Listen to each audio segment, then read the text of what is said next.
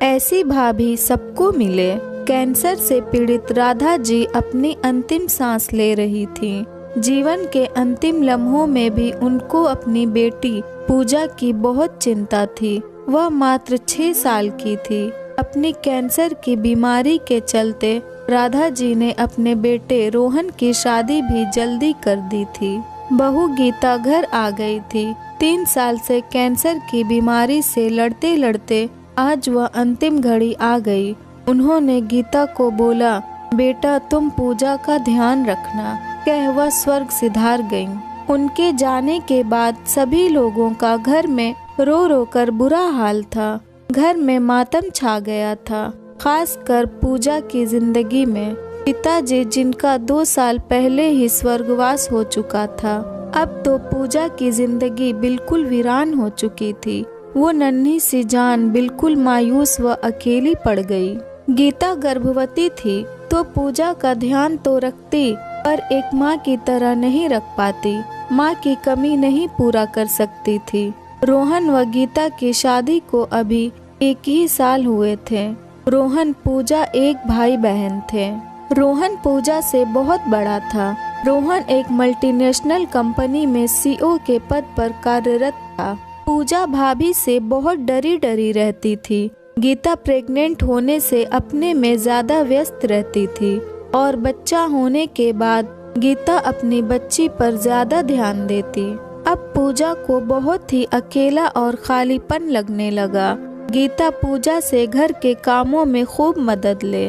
पूजा यह कर दे, पूजा वह कर दे, उसे पढ़ने का मौका भी न दे। पर पूजा पढ़ने में बहुत होशियार थी। बहुत ही कम पढ़कर बहुत अच्छे अंकों से पास होती थी। कभी कभी पूजा व रोहन की बुआ आकर बच्चों के साथ रहती। पूजा को काम कराना उन्हें पसंद नहीं था, मगर क्या कर सकती थी। असहाय सी पूजा के मन में एक मजबूरी की भावना घर करती जा रही थी। धीरे धीरे समय बीतता गया। पूजा व गीता की बेटी परी एक साथ बड़ी होने लगी। पूजा को घर में अब एक अपना हमदम मिल गया था। एक ही स्कूल में पढ़ती थीं दोनों। पूजा परी का बहुत ध्यान रखती थी स्कूल में, बिल्कुल अपनी छोटी बहन की तरह प्यार करे। समय पंख लगाकर उड़ गया। कुछ समय बाद पूजा जॉब करने लगी और परी भी पोस्ट ग्रेजुएशन करने लगी। अब रोहन अपना बिजनेस शुरू करके एक बहुत बड़ा बिजनेसमैन बन गया। पूरे बिरादरी में उसका नाम था और रुतबा भी। सब लोग उसके घर रिश्ता करना चाहते थे।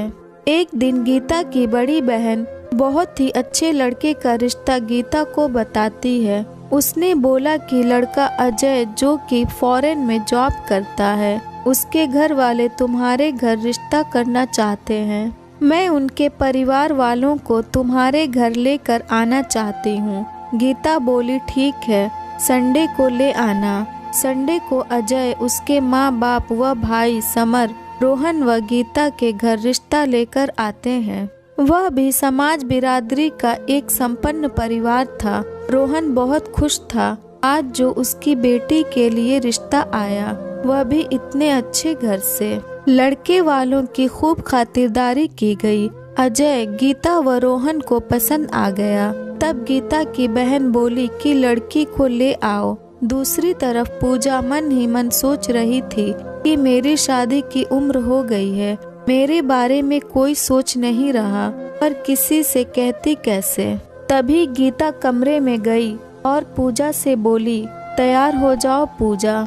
मैं पूजा भाभी को अवाक होकर देखती रह गई। आज जब भाभी ने आकर जब यह बोला तो पूजा के मन ने सोचा कि देखो मेरी भाभी कितनी अच्छी हैं, ऐसी भाभी सबको मिले। माँ पिताजी के न होने पर भी वो मेरा कितना ध्यान रख रही हैं और अपना फर्ज बखूबी निभा रही हैं। पूजा तैयार होकर उस कमरे में अपनी भाभी के साथ गई जहाँ लड़के वाले बैठे थे। गीता की बहन पूजा को देख गीता को किसी बहाने से किचन में ले जाकर मुंह बनाते हुए बोली, तू इसे क्यों ले आई? अरे यह रिश्ता तो मैं परी के लिए लाई थी।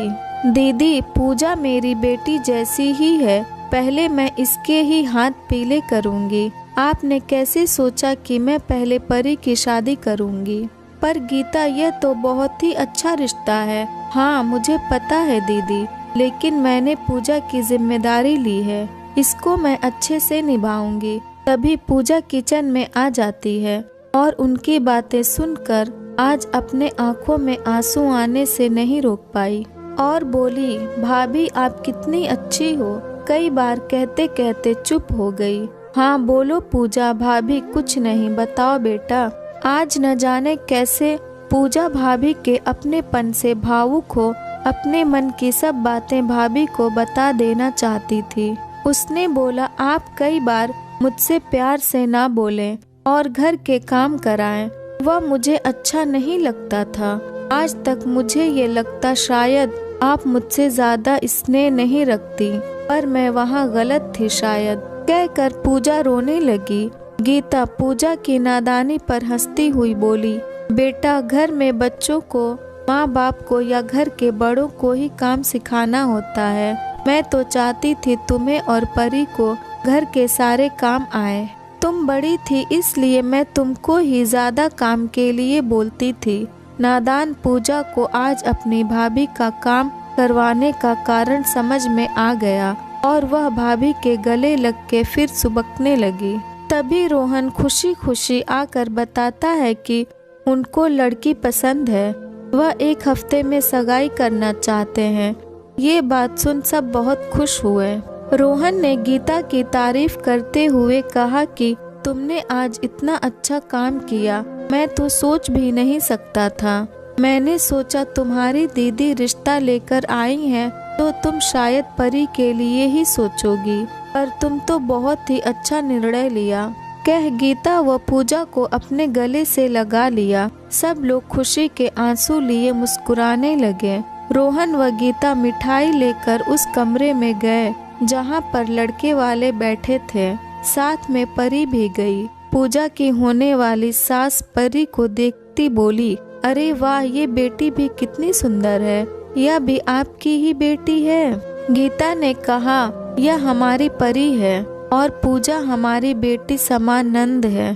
पूजा की होने वाली सास हंसते हुए एक और प्रस्ताव रखते हुए बोली, यदि आपको मेरा छोटा बेटा समर भी पसंद हो तो परी को भी हम अपने घर की बहू बनाना चाहते हैं। आए तो अजय के लिए ही थे, पर परी भी पसंद आ गई। यह बात सुनते ही गीता और रोहन की खुशी 7वें आसमान पर जा पहुंची। आज एक के बाद दूसरा शुभ समाचार जो मिल रहा है, क्योंकि समर भी अजय जैसा दिखने में स्मार्ट व खूबसूरत था, वो भी अच्छी जॉब में था। उन्होंने उस रिश्ते के लिए भी फौरन हाँ बोल दी। अब अगले हफ्ते दोनों ही बेटियों की सगाई तय हो गई। सभी एक दूसरे को गले लगा के बधाइयाँ देते नहीं थक रहे थे।